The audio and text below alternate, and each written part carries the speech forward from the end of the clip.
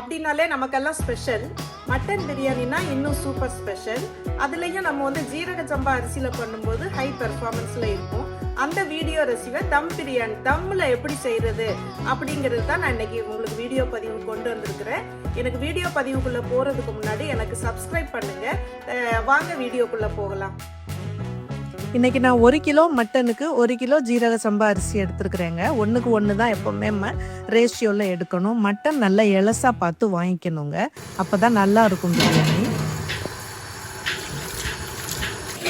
1 kilo அரிசி என்னுடைய டம்ளருக்கு 4 டம்ளர் இருக்குதுங்க. ஒரு 100 கிராம் இஞ்சி, 50 கிராம் பூண்டு, ஒரு 4 பச்சை மிளகாய், அப்புறம் வந்து ஒரு 8 பெரிய வெங்காயம், 8 தக்காளி மீடியம் சைஸாக எடுத்துருக்குறேன். ஆயில் ஒரு 100 ml எடுத்துக்கணும்.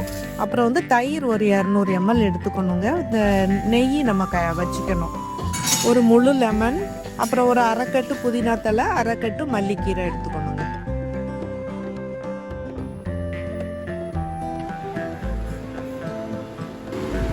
ஃபஸ்ட்டு நம்ம மட்டனை ரெடி பண்ணணும். அதனால் அதுக்கு வந்து ஒரு 2 spoon ginger garlic paste, 1/4 spoon மஞ்சத்தூள், 1 ஸ்பூன் சில்லி பவுடரு, ஒரு 200 ml தயிர், அரை ஸ்பூன் சோம்பு, 1 ஸ்பூன் சால்ட் போட்டு நல்லா கிளறி அதை மேரினேட் பண்ணிடணும்.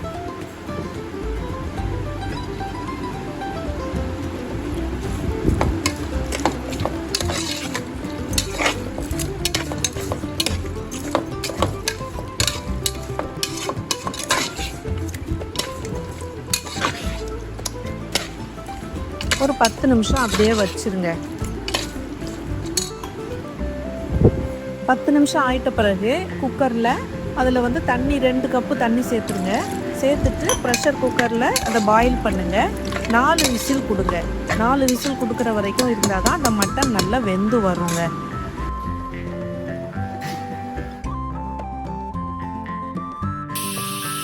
இப்போ ஸ்டவ்வை ஆஃப் பண்ணி அப்படியே வச்சுருங்க. இப்போ நம்ம மெயின் மெனுவுக்கு தேவையானதை ரெடி பண்ணணும். சப்ஸ்கிரைப் பண்ணாதவங்க மறந்துடாமல் எனக்கு சப்ஸ்கிரைப் பண்ணிடுங்க ப்ளீஸ். மீதி இருக்கிற ஜிஞ்சர் கார்லிக், க்ரீன் சில்லி ஒரு 2 நம்பரு, ஒரு 1.5 ஸ்பூன் சோம்பு, இது எல்லாத்தையும் இப்போ மிக்சியில் போட்டு நல்லா அரைச்சி அதில் ஒரு லெமன் பழத்தையும் புளிஞ்சு விட்டுக்கணுங்க. 1 கிலோ பிரியாணி செய்கிற மாதிரி உள்ள பாத்திரம் உங்களுக்கு தெரியும். தம்மில் செய்கிறதுக்கு அந்த பாத்திரம் எடுத்து அதில் 100 ml ரீஃபைண்ட் ஆயில் விட்டுக்கணுங்க. சுருள்பட்டை ஒரு பெரிய பீஸு, ஒரு 3 பட்டை இலை, ஸ்டார் அனீஸ் ஒரு 2, 5 கிராம்பு, ஜாதி பத்திரி ஒரு 2 பீஸு சின்ன பீஸு, ஏலக்காய் ஒரு 2 போட்டு இந்த எண்ணெயில் நல்லா வதக்கணும். வெட்டி வச்சுருக்கிற வெங்காயம், அந்த 2 மீதி இருக்கிற 2 பச்சை மிளகாய், இதை போட்டு நல்லா வதக்கி அது ஓரளவுக்கு வதங்கின உடனே தக்காளியை போட்டு நல்லா வதக்கணும். வதக்கி அந்த கலர் வந்து நல்லா மாறி வரணும். அந்த பிளெண்டிங் தான் அந்த டேஸ்ட், பிரியாணிக்கு டேஸ்ட் கொடுக்கும். ஸோ எவ்வளவுக்கு அது நல்ல பொன்னிறமாக வருமோ அப்போ தான் ருசி வரும். இந்த நேரத்தில் நம்ம அரைச்சி வச்சுருக்கிற பேஸ்ட்டையும் போட்டு கிளறணும். ஒரு அரை ஸ்பூன் மஞ்சத்தூள், ஒரு 1.5 ஸ்பூன் சில்லி பவுடர் நல்லா கலந்து அதையும் சேர்த்து கிளறிக்கணும்.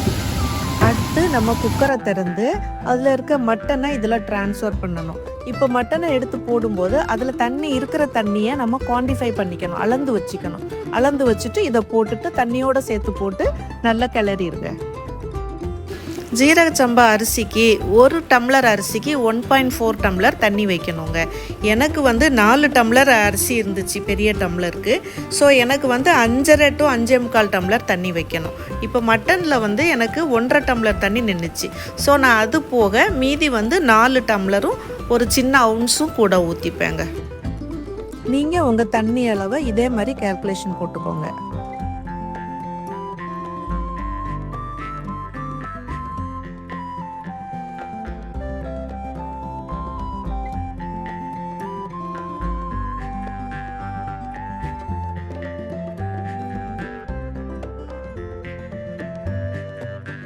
இப்போ தேவையான அளவு உப்பு போடணும். மட்டனில் நம்ம ஆல்ரெடி உப்பு போட்டிருக்கோம். அதை கணக்கில் வச்சுட்டு மீதி உப்பு இதில் போட்டுட்டு திருப்பி லிட்டு எடுத்து மூடி போட்டு நல்லா பாயில் பண்ண விட்டுறணும்.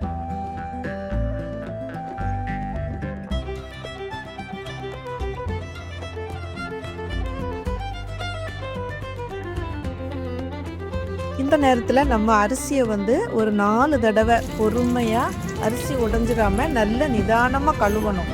கழுவி சுத்தமாக எடுத்துட்டு அந்த 4 தடவை கழுவுறது. ஏன்னா அந்த அரிசி வந்து அதிலே கொஞ்சம் சோக்காகும் ஒரு விஷயம். இன்னொன்று வந்து அரிசி உடையக்கூடாது. நம்ம ஜென்ரலாக ஃபிங்கரால் தான் கழுவணும். இந்த அரிசியை இப்போ தண்ணியை நல்லா வடிச்சிட்டு நம்ம அடுப்பில் ஏற்கனவே கொதிச்சிட்ருக்கிற அந்த மிக்ஸில் போட்டு அரிசியை கிளறணும். அரிசியை 2 தடவை கிளறி விட்டுட்டு ஒரு கைப்பிடி, அதாவது நம்ம ஃபுல் ஹேண்டுக்கு எடுக்கிற மாதிரி மல்லிக்கீரை சுத்தம் பண்ணி வச்சுருக்கணும், புதினா தலை சுத்தம் பண்ணி வச்சுருக்கணும், அது ஒரு பிடி, இது ஒரு பிடியை போட்டு அதில் மேலே போட்டு நல்லா கிளறி கொடுக்கணுங்க. மட்டன் பற்றி நான் ஒரு டிப்ஸ் சொல்லணும்னா, மட்டன் வந்து அளவோட கன்சியூம் பண்ணால் அது rich in protein, vitamin and zinc. அது உடம்புக்கு நல்லது, அளவோட யூஸ் பண்ணணும். அது மாதிரி நம்ம இந்த பிரியாணிக்கு யூஸ் பண்ணுற எல்லா ஸ்பைசஸுமே மருத்துவ குணங்கள் உள்ளது. நம்மளுடைய சவுத் இந்தியன் ஸ்டைலில் நம்ம எப்போவுமே இந்த ஸ்பைசஸ் எல்லாம் ஆட் பண்ணுவோம். அது இயற்கையாகவே நமக்கு மருத்துவ குணங்கள், நம்ம உடம்புல டைஜஷன் சக்தியை இம்ப்ரூவ் பண்ணும். இப்போ லிட் போட்டு மூடின பிறகு 10 நிமிஷம் நல்லா பாயில் பண்ண விட்டுறணும். இப்போ பாருங்கள், 10 நிமிஷம் கழித்து திறந்து பார்க்கும்போது சாதம் இப்படி இருக்கும். தண்ணியும் சாதமும் ரொம்ப டிஃபரன்ஸ் இல்லாமல் ஒரே லெவலில் இருக்கும். இப்போ ஒரு 100 ml நெய்யை எடுத்து மேலே நல்லா தெளித்து விட்டுருணுங்க.